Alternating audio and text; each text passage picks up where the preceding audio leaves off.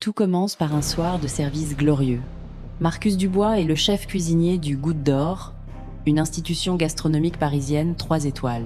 C'est un homme de perfection, un tyran en cuisine qui exige l'absolu. Ce soir-là, il a reçu une ovation debout. Pourtant, à 2 heures du matin, dans son appartement, l'insomnie le prend. Il ouvre l'application de critique culinaire, Tastemaster. Et là, il tombe sur un avis. C'est un avis d'une étoile, une note écrasante. Le critique, qui se nomme le Palais Absolu, écrit « Le risotto à la truffe noire était techniquement parfait, mais la truffe a été ajoutée 3 secondes trop tard. Lui ne s'est pas imprégné. La mort du plat. Marcus reste figé. C'est impossible. Le service était plein. Personne ne pouvait voir la précision de sa main en basse cuisine. Personne ne savait qu'il avait hésité sur le timing, sauf lui-même. C'est un secret qu'il partage avec sa propre conscience. Le lendemain, la paranoïa s'installe. Marcus regarde son second, un jeune homme ambitieux nommé Julien. Il l'espionne pendant le service. Il cherche un téléphone caché, un carnet de notes.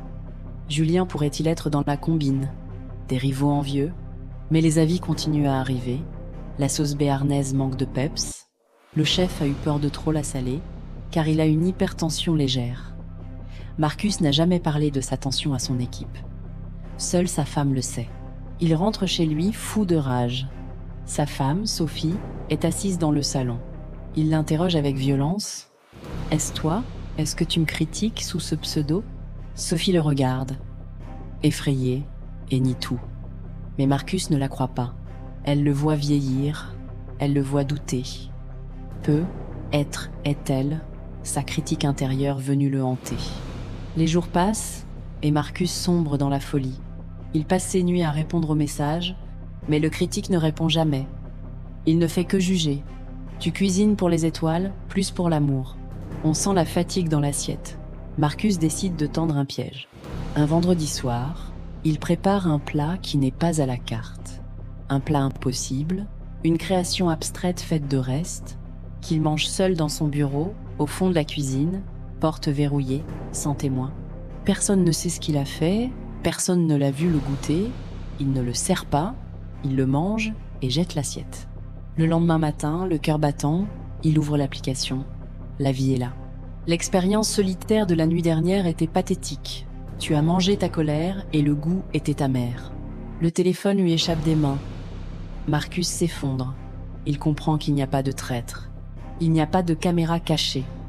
Les détails que le critique connaît ne sont pas des secrets d'État, ils sont des secrets d'âme. La critique n'est pas l'œuvre d'un espion, ni de sa femme. Marcus regarde ses mains. Elles tremblent. Il réalise que le palais absolu ne peut exister qu'en lui. C'est la manifestation concrète de son syndrome de l'imposteur. C'est sa propre voix, sa propre critique si sévère qu'elle a pris vie sur son écran pour le détruire. Il est son propre juge. Il a passé sa vie à cuisiner pour un fantôme qu'il a lui-même créé, et ce fantôme vient de lui donner la dernière note, 0. Marcus éteint son téléphone, et pour la première fois de sa carrière, il ne retourne pas en cuisine. Merci d'avoir regardé, à très bientôt.